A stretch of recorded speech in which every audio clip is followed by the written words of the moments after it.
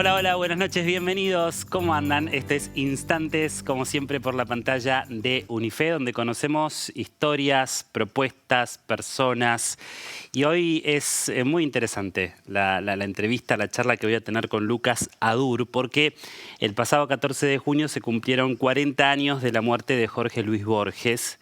Y tengo en los estudios a Lucas, que es uno de los biógrafos que se aventuró al desafío de abordar la vida de Borges. Él es doctor en letras, docente de literatura de la UBA, especialista en literatura del CONICET y es coordinador del comité académico de la Fundación Borges. Y escribió Un destino literario, libro que sintetiza la vida de Borges. Y lo tenemos acá, ¿no? Hola, Lucas, ¿cómo estás? Hola, muchas gracias por la invitación. Es este, ¿no? Es ese. Pero mirá lo que es esta maravilla. Acá lo tenemos entonces. No tan sintético, ¿viste? No es tan, ¿cuántas son? 700 páginas más o menos. 700 páginas. ¿Y es verdad que primero se presentó en España antes que acá en Argentina? ¿Se publicó en España? No, la primera presentación fue acá. Estoy esperando a ver si hago alguna presentación allá. Pero la publicación fue primero en España que en Argentina. Claro, se ¿Por publicó qué? allá. Porque la editorial es española, es una editorial Ajá. que trabaja con todo el mundo hispánico, una editorial bastante importante, Cátedra. Sí. Y en realidad ellos me propusieron el libro, así que lo publicaron allá en 2025 y acá está llegando más ahora este año.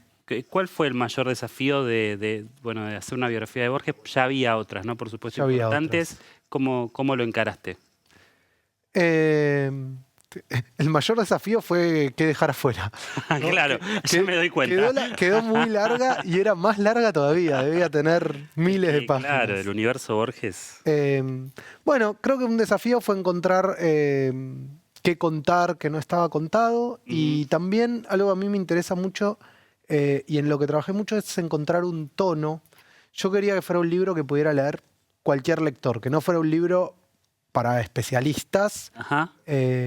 Y trabajé bastante en eso, y me han dicho que es muy legible, ¿no? O sea, tiene, creo, el tono de mis clases. Sí. Entonces, creo que uno de los deja desafíos, leer. eso, para hacer un libro así de largo. Y de Borges. Y de Borges. Qué bueno, acercarlo, ¿no? A la gente. Yo quería vez más. contar su vida, pero también que fuera una introducción a la literatura de Borges, ¿no? O sea, y creo que traté de lograr eso, que fuera un libro sobre la vida de Borges, pero también un libro que te permita, si no sos un gran lector, acercarte a qué escribió y cómo leerlo. ¿Qué mirada te permitió tener este hecho de que, digamos, cuando él murió vos eras muy chiquito, no lo llegaste a conocer por supuesto personalmente, a comparación de otros biógrafos que sí tuvieron contacto con él o con sus allegados?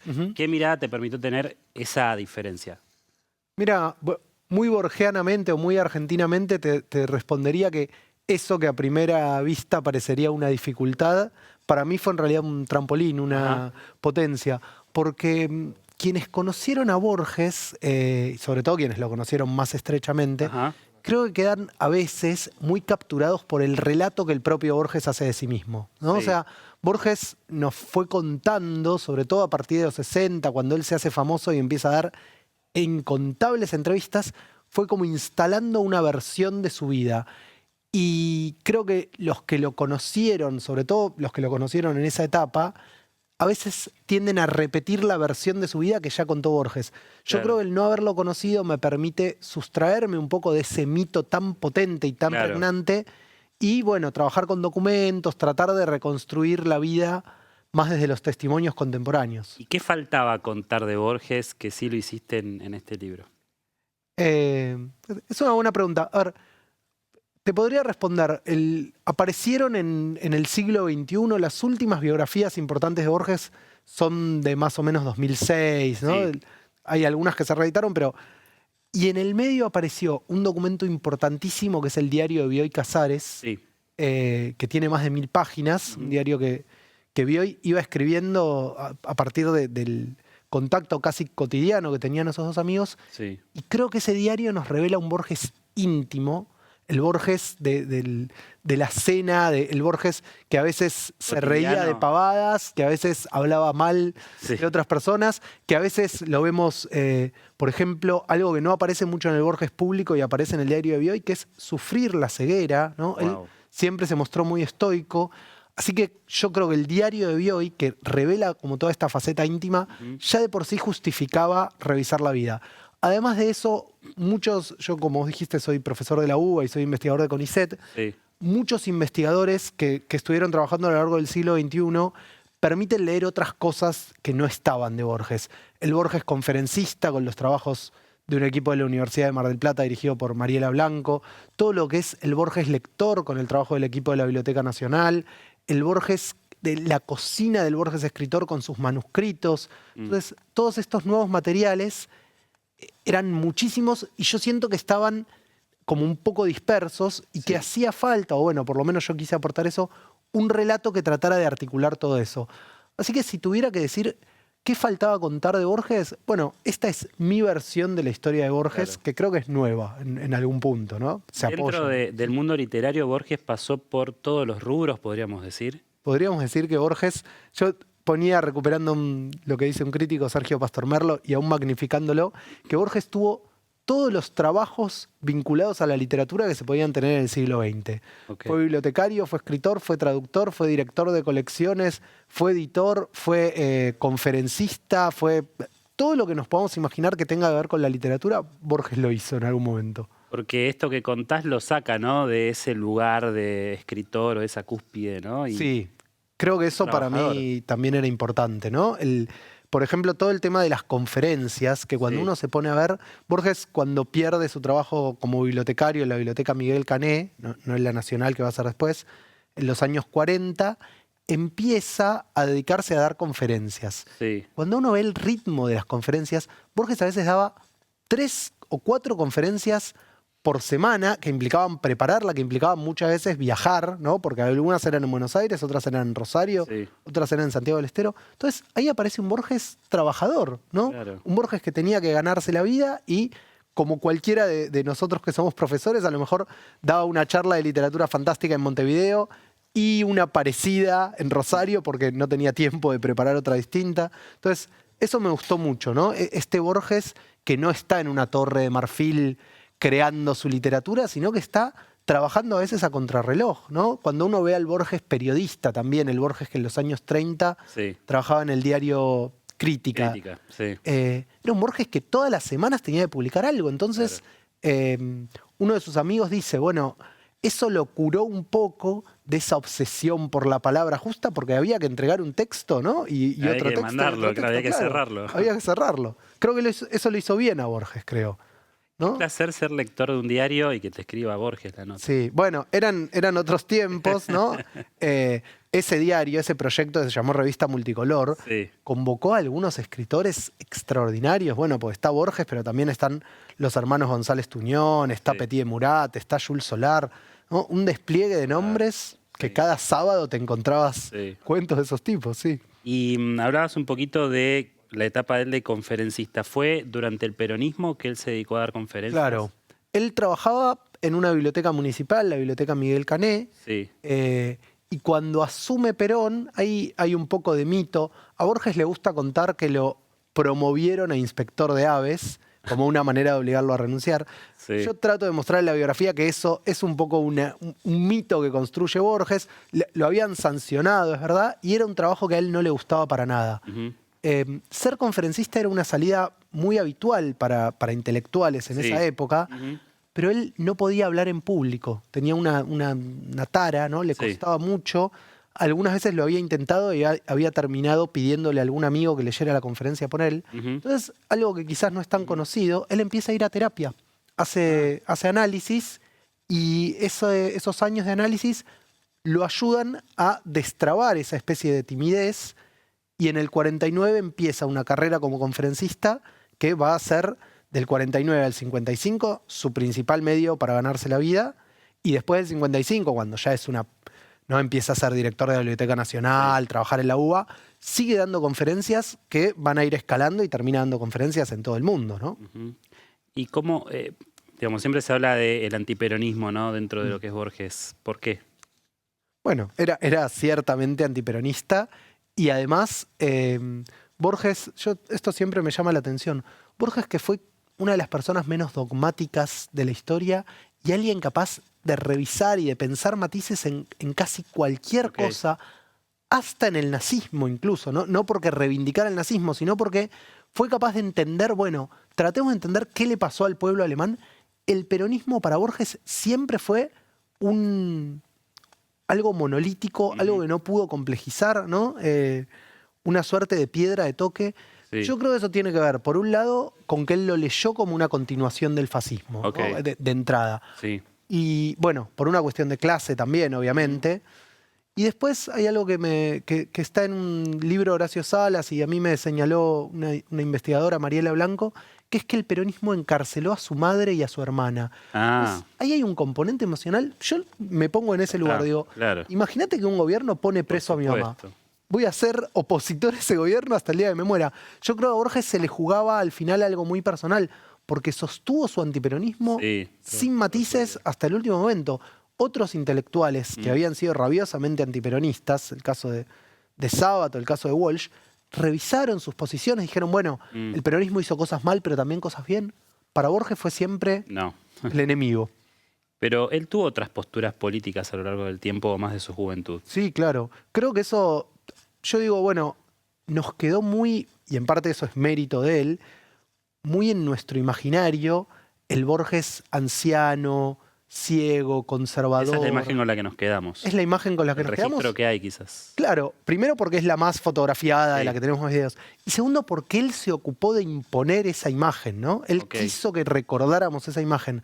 Pero cuando uno hace, bueno, un trabajo como el que traté de hacer acá, o va a leer sus primeros textos, tenemos un Borges que de repente de muy joven apoyó la Revolución Rusa, algo que parece impensable verdad. hoy, que tiene poemas como Rusia, como Gesta Maximalista, que celebran esa épica bolchevique, decía él. Tenemos un Borges radical, radical en el sentido del partido radical, irigoyenista, ¿no? Sí. Fundó el Comité Irigoyenista de Intelectuales Jóvenes, que la sede era su casa, es decir, era un grupo de amigos. Con Y- participación política. Claro, bueno, social. y después hay algo que también, ¿no? Más allá de lo que uno pueda pensar, cuando cuando dan el golpe Aramburu y Aramburu, Rojas sí. contra Perón, Borges se va a volver un apologista de lo que él llamaba la Revolución Libertadora. Incluso en un momento llega con Bioy a pensar en publicar un diario ellos, ¿no? Un pequeño que defienda la obra de la Revolución. Y Bioy en un momento en el diario dice, está insoportable Borges, no para de hablar de política. Bioy le quiere hablar de literatura. Uno siempre piensa, bueno, Borges vivía absolutamente reconcentrado en la Claro. literatura. Y en ese momento Se sentía dominado por ese... iba a programas de radio para hablar de política.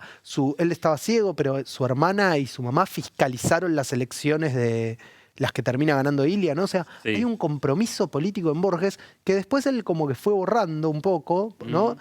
Eso es interesante que cuando Borges arma sus libros, en general deja fuera los textos más coyunturales, ¿no? Sí. O sea, Borges no tenía problema en publicar en un diario un texto antiperonista muy coyuntural, muy metido en discusiones del momento. Pero Sí. creo que inteligentemente sabe que eso no va al libro. Claro. El libro va en los textos menos ligados a la Claro. coyuntura. ¿En qué momento llega la etapa internacional de Borges? Mira, se podría responder de distintas maneras. En realidad la carrera literaria de Borges empieza en España, así que Sí. casi que en algún punto empieza Claro. internacionalmente. Y ahí además con las redes de la vanguardia a lo mejor tenés publicaciones de Borges en Polonia o en Francia Claro. cuando Borges tenía 20 años. Pero a lo que vos te referís que es Sí, que al es, éxito el internacional, éxito. Ujú. yo creo que habría que situar un primerito en 1951 cuando se traduce al francés Ficciones Ujú. en la colección La Cruz del Sur, ¿no? Con Roger Caillois, alguien que había sido cercano a Borges, aunque se habían peleado, bueno, pero él lo lleva a Francia y en Francia empieza a ganar reconocimiento. Pero el momento decisivo es 1961, cuando él gana, compartido con Samuel Beckett, el Premio Internacional de Editores, que se conoce como Premio Formentor, no solo porque era un premio importante, e incluso importante pecuniariamente, sino porque parte del premio era que lo publicaban en 5 países, si no recuerdo mal, en Alemania, Inglaterra, Francia, Estados Unidos, Italia y España, en 6 países. Ok. Ese 1961 empieza el despegue internacional, porque además ese mismo año lo invitan a dar un semestre como profesor invitado en Estados Unidos. Y a partir de ahí, Borges va todos los años a viajar al exterior, a dar charlas, conferencias, clases. ¿Visitaste la casa de él ahí en Microcentro? En Suipacha, creo que es, ¿no? Maipú. Maipú. Sí, mira, eso es una pena. No, la casa ahora es propiedad privada, Claro. así que hay una placa, pero no se puede visitar más que pidiendo Claro. permiso.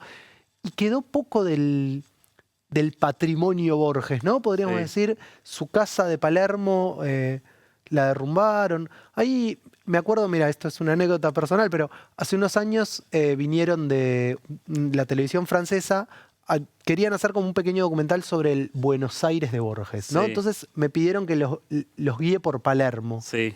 Y la verdad, Palermo hoy no tiene nada que ver con el Palermo que cuenta y canta Borges, ¿no? Claro.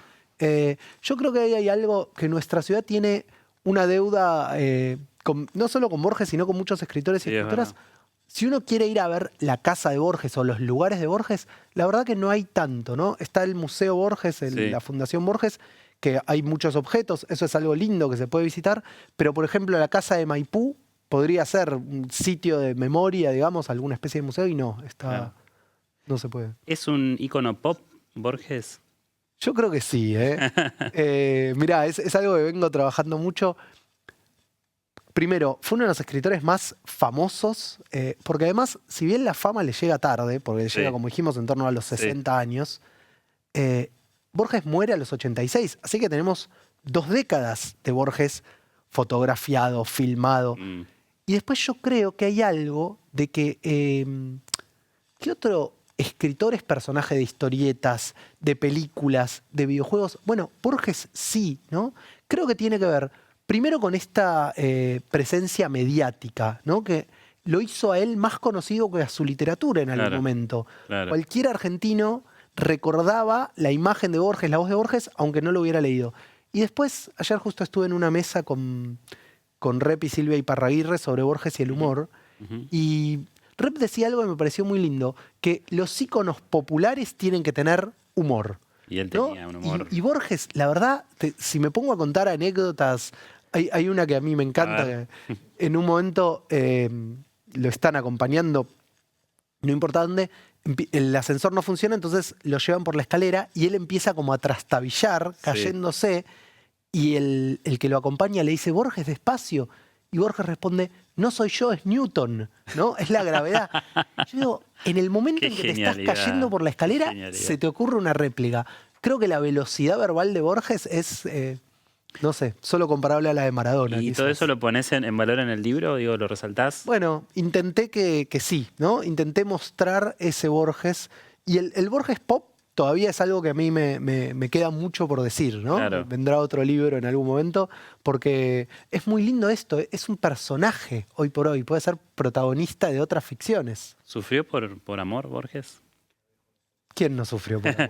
Pero sufrió mucho. Sufrió mucho por amor, sí.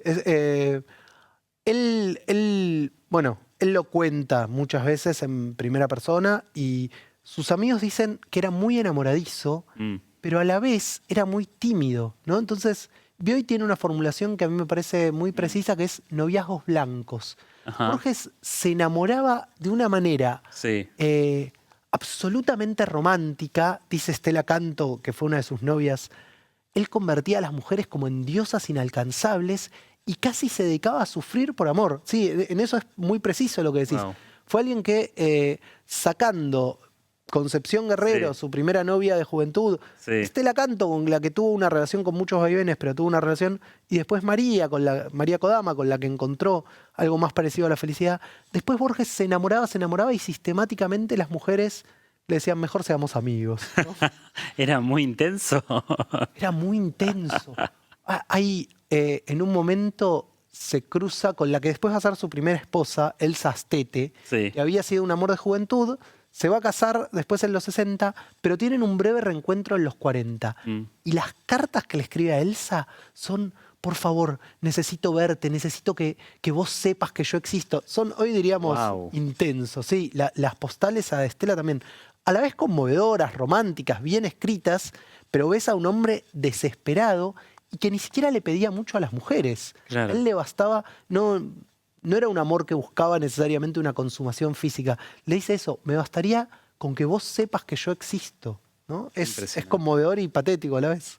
¿Pensó en quitarse la vida en algún momento? Él. Bueno, es un tema delicado. Sí.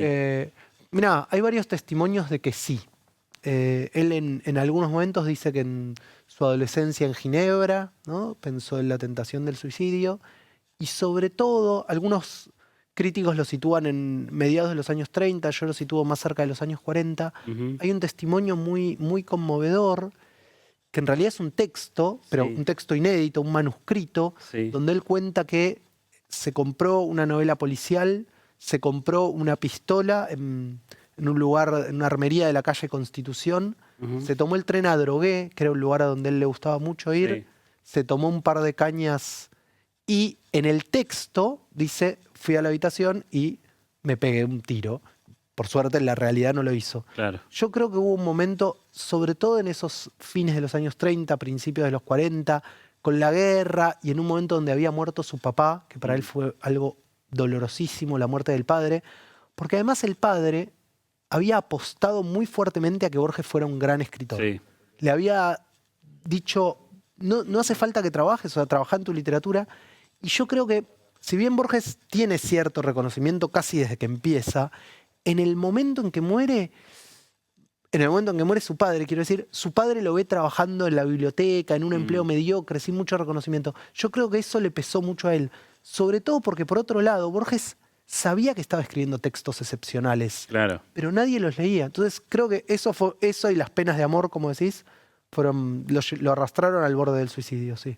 ¿Hay trabajos de Borges, textos que no conocemos o que cuestan encontrar, te costaron encontrar para armar el libro? Sí, cada vez hay menos, es decir, cada vez hay más editado, Sí. pero todavía hay mucho. Bueno, lo último que estuvo apareciendo son estos manuscritos de conferencias, ¿no? Sí. O sea, Borges a veces las conferencias las daba apenas con un punteo, pero a veces escribía enteras casi esas conferencias. Y esos son textos que están apareciendo ahora y que fueron muy importantes para él, para escribir mi libro.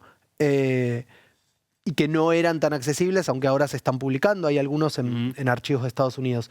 Yo Sí. creo igual que lo más importante de Borges, y especialmente lo que él quiso publicar, ya está todo publicado. Está publicado. Yo diría, para los lectores de Borges, creo que ya está casi todo. Para los investigadores de Borges, sí, todavía queda mucho. Quedan los libros que él usaba para trabajar con anotaciones. Eso es algo muy importante que ojalá que vea luz dentro de poco. Pero él publicó casi todo lo que quería publicar, me parece.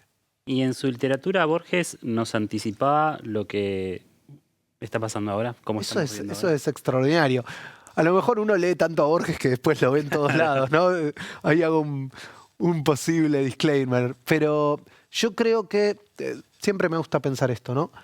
Si tuviera que decir cuáles son los ejes centrales de la literatura de Borges, diría que hay por lo menos dos. Uno es cuáles son los efectos de la ficción sobre la realidad. ¿Qué pasa cuando la ficción se entromete en la realidad, ¿no? Uno de sus mejores relatos, Telono Cuararo Startius, se trata de eso.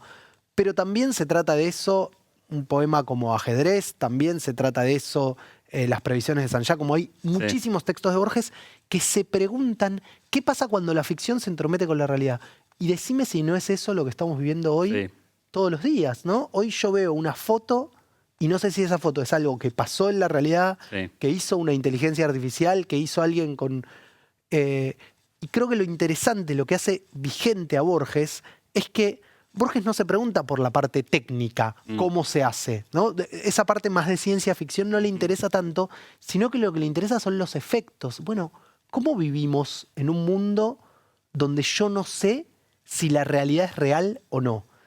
Porque lo que dice Borges es eso, para usar una palabra de él, nos afantasma, ¿no? Nos produce vértigos, nos hace a nosotros ser menos reales. Yo creo que eso es un dilema de la subjetividad contemporánea que está muy anticipado por Borges, ¿no? O sea, la relación que tenemos con la realidad, que hoy está absolutamente mediada por las pantallas, por información que nos llega y no sabemos si es verdadera o no, creo que Borges sirve para pensar todo eso y para pensar las distintas vías, ¿no? Una vía, que es el final de Telono Cuararo Startius, es retirarse, ¿no? Claro. Borges dice, bueno, yo no hago caso, yo me voy, me dedico a traducir un texto antiguo que ni siquiera voy a dar a la imprenta, ¿no? Bueno, como la salida del ermitaño. Otra, que es lo que hacen otros personajes de Telono Cuararo Startius, es abrazar esa irrealidad. Claro. Es decir, bueno, la realidad anhelaba ceder, dice Borges, ¿no? Como, bueno, Sí. dediquémonos a vivir en este mundo de ficción.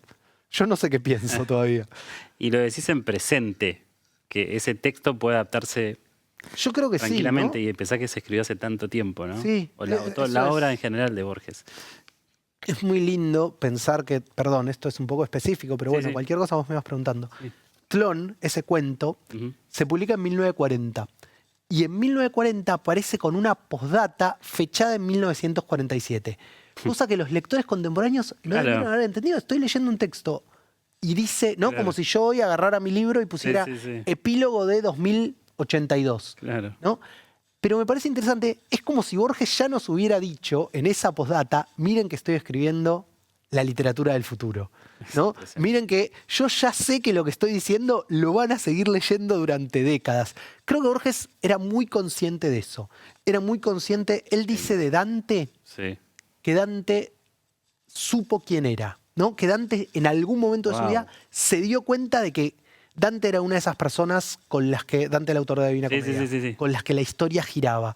Creo que Borges, más modestamente, y Él también fue alguien consciente de Claro.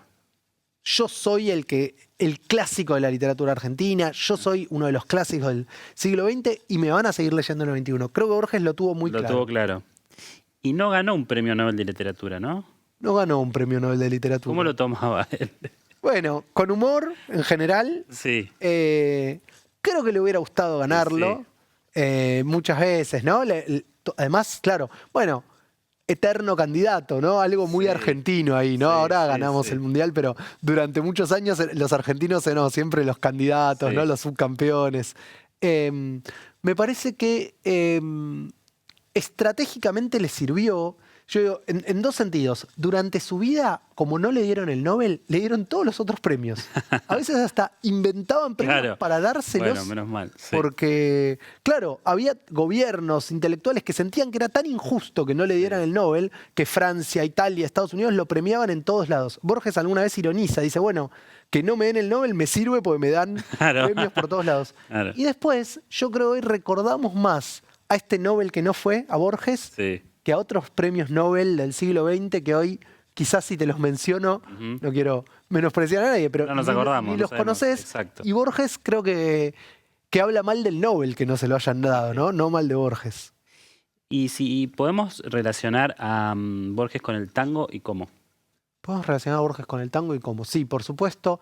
Con Piazzolla, ¿puede ser? Con Piazzolla escribieron un disco juntos que fue una experiencia, yo personalmente creo que es un disco hermoso, el tango. Sí. A Borges no le terminó de gustar. Al principio estaba Ah. muy entusiasmado, pero a Borges le gustaba el tango viejo, el tango más clásico. Incluso él dice la milonga más que el tango. Sí. No le gustaba el tango canción, no le gustaba Gardel, por ejemplo. Ajá. Le parecía que era demasiado patético, demasiado quejumbroso, ¿no? Siempre llorando, Siempre por, llorando, por la lamentándose. madre y por la Claro. mujer. A él le gustaba, decía, el tango viril, el tango muy del principio, ¿no? El choclo, por ejemplo, ese tango que a veces era solo instrumental. Arrabalero. Ujú. Y Piazzolla le parecía demasiado moderno, le parecía, como les parece a algunos tangueros viejos, Sí, sí. eso no es tango, le parecía. Entonces, ese fue un experimento que no terminó de funcionar. ok. Después lo que Borges nos regaló, que igual a mí me parece que vale la Sí, pena sí, escucharlo, sí, pero a sí. Borges no le gustó tanto. Lo que sí nos regaló Borges, que para mí es precioso y habla de esta sensibilidad popular, ya que hablábamos también del Borges Ujú. pop, es un librito de milongas, digo librito por la extensión, es un libro Sí. bellísimo que se llama Para las 6 cuerdas. Ujú. Ahí está, por ejemplo, la milonga de Jacinto Chiclana, Sí. que son preciosas, algunas de esas han sido musicalizadas por distintos artistas y ahí tenemos los tangos de Borges, que además escribió sobre el tango también. Claro, claro. ¿Y en vos cómo influyó en tu vida? Es mi vida, qué buena pregunta. ¿Cómo influyó Borges en mi Sí. vida? ¿Cómo Bueno, surge? ¿Te acordás la primera vez que lo leíste? ¿En qué leíste? me acuerdo la primera vez que lo leí, a ver, quizá lo había leído antes, Sí. pero me acuerdo mucho de en quinto año del secundario haber leído el Evangelio según Marcos, Ajá. que es un cuento tardío de Borges y quizá no de los más famosos, pero que tiene, hoy diríamos, un plot twist o Sí. un final sorpresivo que me acuerdo que me dejó deslumbrado. Ah. Pero en realidad diría que la verdadera entrada de Borges en mi vida fue después, si puedo contar esto. Bueno, muy rápidamente. Yo había empezado la carrera de letras y simultáneamente iba a una parroquia, ¿no? Sí. Iba a un grupo parroquial, La Redonda, una parroquia católica, y sentía un poco una tensión entre esos mundos. Sentía que estudiar letras tenía que ver con lo intelectual, con algo muy elaborado, y que la fe me quedaba como renga de esa cosa más racional.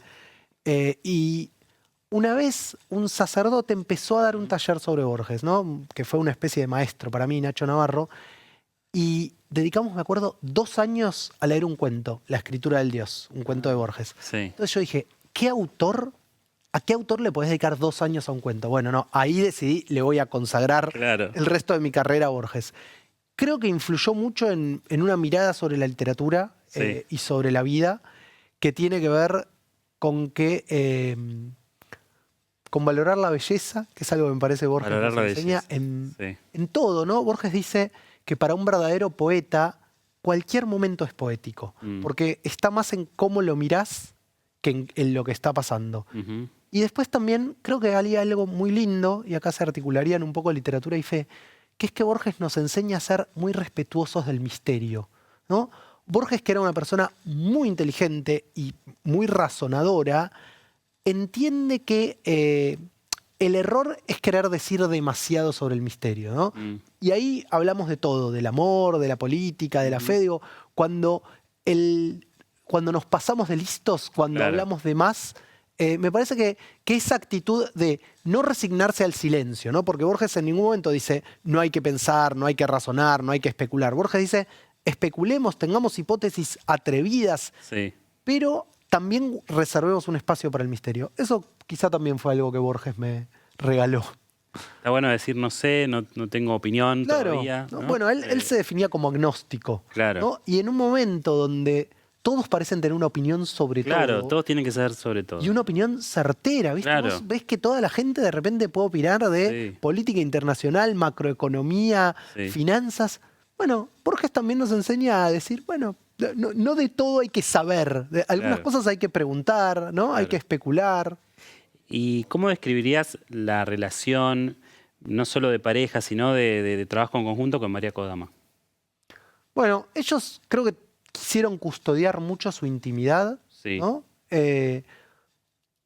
Por lo que un poco he tenido la chance de hablar con María algunas veces y por lo que ellos también dieron a luz, parece que se divertían mucho.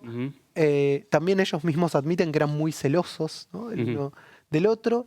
Y se conocieron en parte, María había sido alumna cuando Borges era profesor en la universidad, y después había pasado a formar parte de un pequeño grupito con el que Borges estudiaba anglosajón. Entonces, creo que también hay algo muy lindo, y que es muy lindo en cualquier pareja, que es una pasión compartida, ¿no? La pasión por la literatura en general, pero en particular por las literaturas nórdicas, ¿no? Entonces ellos se dedicaron a leer, a traducir esas literaturas, eso era algo que compartían, y después también eso es algo que aparece mucho, les gustaba mucho viajar.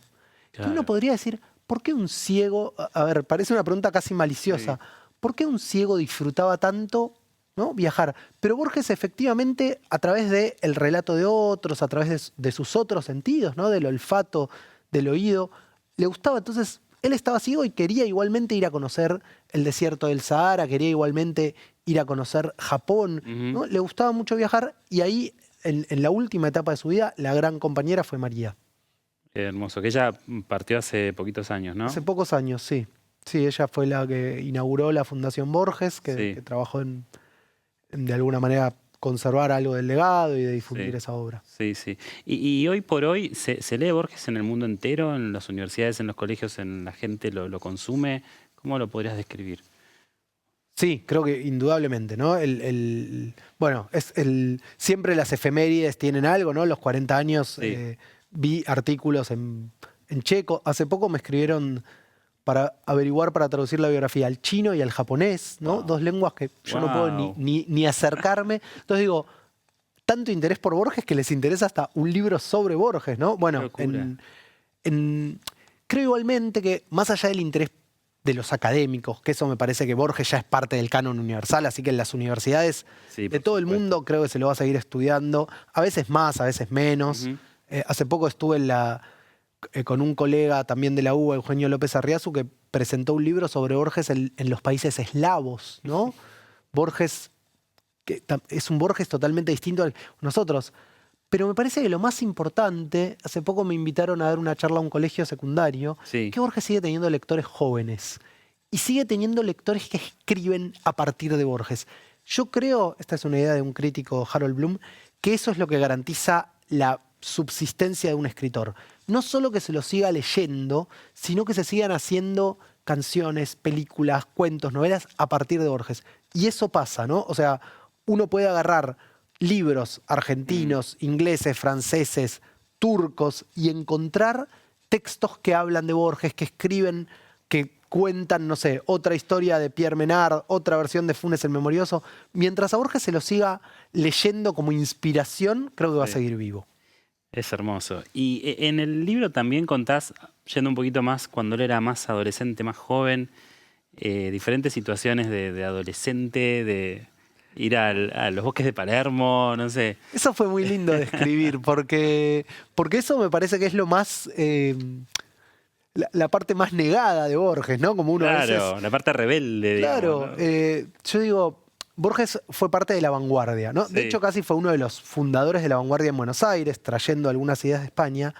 Y la vanguardia tenía esta idea de renovar la literatura, pero también tenía la idea de la continuidad entre arte y vida, Claro. ¿no? Y de provocación. Entonces, hay que situarse en que un chico de 20 años era un chico de 20 años al que, en el libro lo cuento, ¿no? Desde discusiones con la policía hasta meterse en lugares peligrosos de la ciudad, hasta tomar alcohol sin demasiada mesura, ¿no? Claro. Él cuenta que de joven llegó a ser bastante bebedor hasta que escuchó que alguna vez una chica decía: qué pena que Borges sea tan borracho, y eso lo impactó a él y dice ahí, dejé de tomar. Cuento incluso una anécdota, a mí me parece muy divertida, que es, claro, Borges viene de pasar casi toda su adolescencia y primera juventud en Europa. Sí. Llega acá en el 21, se entusiasma mucho con Buenos Aires y en el 23 publica un libro que se llama Fervor de Buenos Aires, hablando de las callecitas, de los arrabales. Sí. Todo bien, pero un par de poetas criollos contemporáneos le dicen: ¿qué te haces vos el que sabés de Buenos Aires si pasaste toda la adolescencia en Europa? Y ahí Borges cuenta que alguna vez se agarraron medio a cachetadas, ¿no? Y hay poetas que se burlan de él, ¿no? Dicen que seguramente ni sabe montar a caballo y se hace el compadrito, ¿no? Hay caricaturas que dibujan a Borges apoyado en una esquina como haciéndose el malo. Entonces, me parece, bueno, todo el grupo de un periódico que se llama Martín Fierro se la pasaban chicaneándose.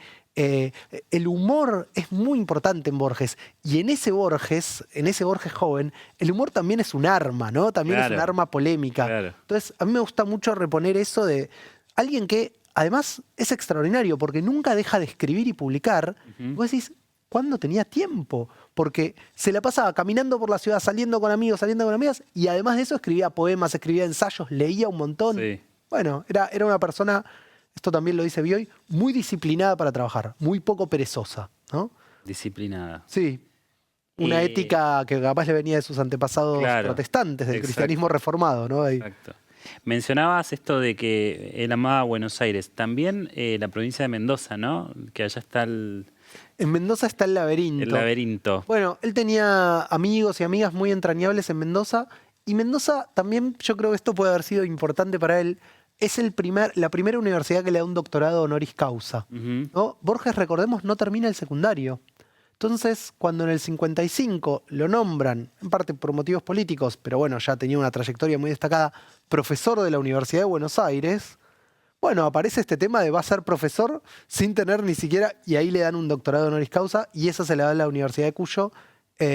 Así que sí, creo que Borges igualmente conoce la Argentina cuando empieza a dar conferencias. Claro. Hasta ese momento había viajado poco. Estaba más en Buenos Aires. Estaba más en Buenos Aires, sí. Claro. Había conocido Europa, por supuesto. Había ido alguna vez al sur porque tenía un tío militar que estaba destinado a Comodoro Rivadavia, si no recuerdo mal. Pero básicamente empieza a recorrer y a conocer el país. Y él lo dice alguna vez. Sí. Él conocía sobre todo la ciudad de Buenos Aires y empieza a conocer el país ya de grande. Y con tu trabajo como coordinador del Comité Académico de la Fundación Borges, ¿qué actividades o qué funciones están realizando? O vos puntualmente, ¿qué tareas estás haciendo? Mira, La presentación del libro, ¿no? bueno, tenemos un montón de actividades y la verdad que este año en particular estamos haciendo conferencias, talleres, charlas todos los meses. Podría decirte que publicamos 2 revistas, que son las revistas que había fundado Borges en su momento, las revistas Proa y Prisma, Sí. que están subidas está por aparecer el nuevo número de Prisma, que la subimos a la página en PDF de la Fundación y además la distribuimos gratuitamente. Y todos los años también organizamos las Jornadas Borges, Bien. que es quizá el gran evento anual que hace la Fundación, en colaboración con la Biblioteca Nacional, con bibliotecas de la ciudad, con áreas de cultura también y con la Universidad de Buenos Aires, con distintos organismos. Pero la Fundación desde hace ya muchos años organiza estas jornadas que son en torno al nacimiento de Borges, es decir, en torno al 24 de agosto. A María Kodama le gustaba recordar más el nacimiento que la muerte. Sí. Y ofrecemos ahí, como te digo, charlas, talleres de especialistas nacionales e internacionales, pensadas para todo público, ¿no? Nos interesa que sean charlas de muy buena calidad, hechas por gente excelente, pero que estén pensadas para cualquier lector que no tenga ningún tipo de formación. ¿Cómo podemos hacer para tener información de estas actividades y acercarnos? Pueden fijarse en las redes de la Fundación Internacional Jorge Luis Borges. Ok. Hay un Instagram, pueden seguir ahí. Y también, bueno, que vayan y busquen este libro. ¿Está en todas las librerías? Está en las librerías ahora, lo trajo una distribuidora, Calambur, así que se consigue ahora. Muy bien, Un destino literario, Jorge Luis Borges, por Lucas Adur, aquí repasando la vida y ese lado B que quizás no conocíamos tanto, ¿no? Del genio Borges. Sí, y creo sobre todo que a lo que hay que volver siempre es a su literatura, ¿no? O sea, Sí, yo creo que la vida de Borges fue muy interesante, ¿no? Además es una vida que recorre todo el siglo XX, así que también es un libro que permite ir viendo qué pasó desde la Primera Guerra Mundial hasta la Guerra Fría, ¿no? Qué pasó en nuestro país. Él va siguiendo muy de cerca todo eso, pero insisto en que quiere ser sobre todo este libro, y ojalá lo sea, una invitación a leer a Borges o a releerlo a quienes ya lo han leído. Gracias por invitarnos a esto tan hermoso, conocer mucho más de Jorge Luis Borges.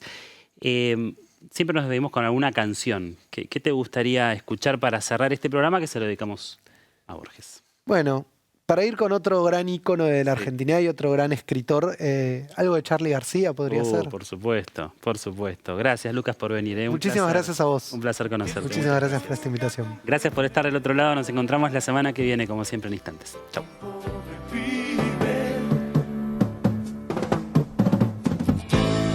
Esas motos que van